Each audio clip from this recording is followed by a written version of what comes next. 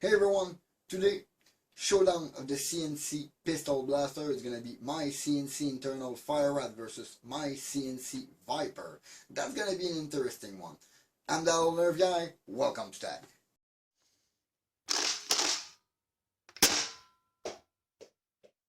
So my CNC internal fire rat or my CNC Viper, I'm even dressed accordingly for the occasion.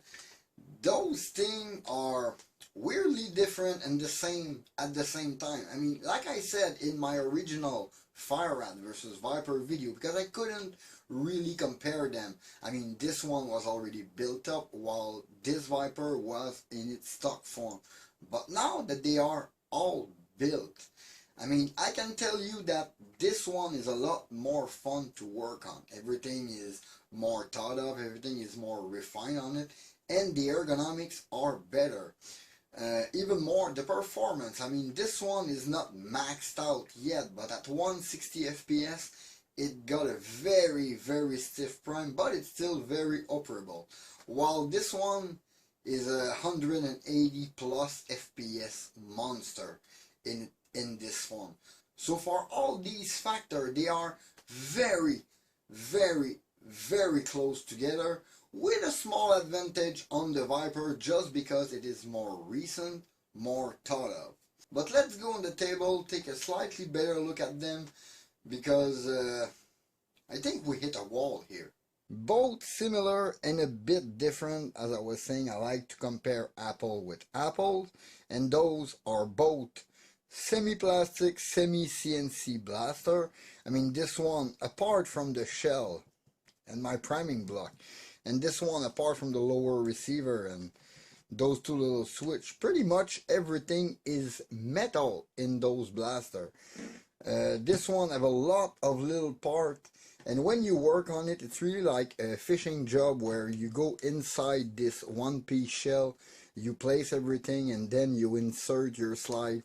It's kind of an intricate process to work on. Like this, unless this one, you take the slide, you build the slide, and then you assemble everything on the lower receiver, where is a bit more simple. But at first, at least at first glance, the price of the top kit is a bit more expensive than a lot of part from this blaster. I get that. In Canadian dollar, as for now, without counting shipping, if I'm counting the value of every part of those blasters, they are around $400 each, as is, as they are right now. Magazine wise, I mean, basically they have the same kind of design magazine, and I say the same kind because they are not the same. There is slightly more angle on the Viper one to give more ergonomic to the handle, which is a good point for the Viper. For what is of the functionality, everything is super smooth in both blaster. Those feel super refined, super well developed. I mean, the prime is a little stiff on the Fire Rat because you really need to hold those hooks when you pull, so you need to put strength on the side, strength up there. One little trick, you add two little M3 screws here, and it's going to stabilize the priming member to help you pull everything. But generally, very easy with the return action, and it's shooting pretty good in the range of 160 FPS with the, I think it's a 1.7 spring or 1.6 that is inside. On the Viper, that's where it shines. I mean, I was able to put a slightly stronger spring in that thing because you could just prime it from the rear, give it a good yank, and it's gonna be quite easier than this one, even with the pull prime at the rear. The return slide worked very well. It seals better than my Fire Rat, but the Fire Rat, the plunger, is designed not to have a dead seal like that. So it's normal, I can keep my seal on it. But they added this hook, and this alone is a lot in this blaster.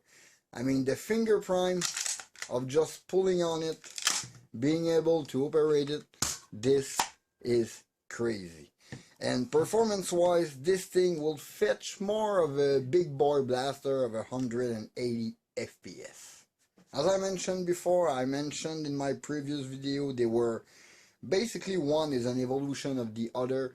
They are just two different flavor. One just got better developed over time, and this is quite a nice draft for this one. Which one could be superior? I mean, only as a blasters go, if I go everything into consideration, the way they function when I hold them in my hand, I would say they're equal. And that's the thing, because those two alone, they really stand alone above everything else. And that's where I think we are hitting a wall. I don't know where from those blasters, speaking of Springer pistol blaster, we're gonna go to improve that thing, unless maybe somebody comes with a very compact metal zinc design. I don't know, but developing with the under barrel plunger, because they are the same exact type with the under barrel plunger and plunger tube, I don't see where we are going from there. Even if I test 50 more blaster, I won't be able to find one to be equal or better than those. Maybe unless ZWQ come with something new, apparently, because they really know their way around pistol blaster. There are many iterations, and even if I go with a more recent iteration on the Chinese market, more simpler design, quick dismantle, like a T21, it is still a toy. This is nothing close to what those two platforms are gonna get you if you put time into them, and how rewarding it is to have one blaster that you almost built yourself. Because having this Viper, even if it seems all easy and all beautiful, it is quite simple to put together, but still you put together your own blaster. And this one, very rewarding. This one can get very challenging, trying to put all the CNC metal internal part into this blaster.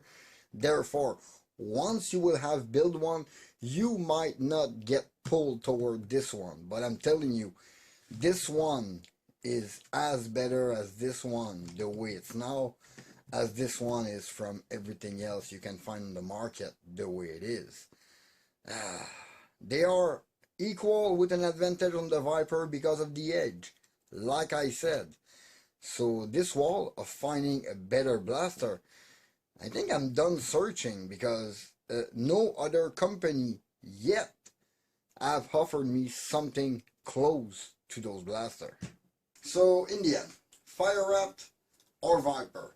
I mean, in that form, in mostly CNC blaster, I would have to give it to the Viper for all the little update, the ergonomics, the construction, the quality of the part. While this one is an amazing platform, it's a little more tedious to work on it, while this one is almost just fun. That said, it's not because I said the Viper is better that the Fire Rat is far second. To me, those are simply the best you can have on the market right now, as goes for pistol blaster.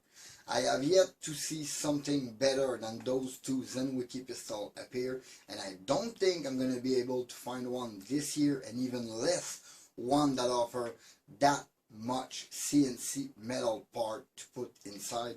Therefore, I am not afraid for reliability. This thing, since it's been built, you can check my video to check the day, I don't even remember.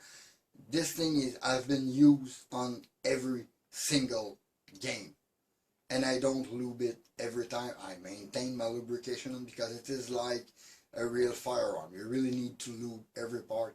Same goes for this thing. Everything must be lubed inside at the right place so nothing is rubbing. But when you got everything working, this one is much simpler. But when you got everything working, those are just the best. ZWQ, you really make amazing blaster. I mean, those are really on top of the list. Those are top tier blaster. But still, I have yet to see something better than those come out on the market.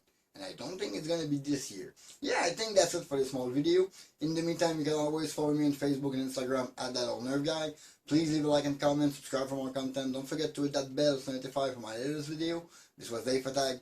Thank you for watching. See you next time. Bye.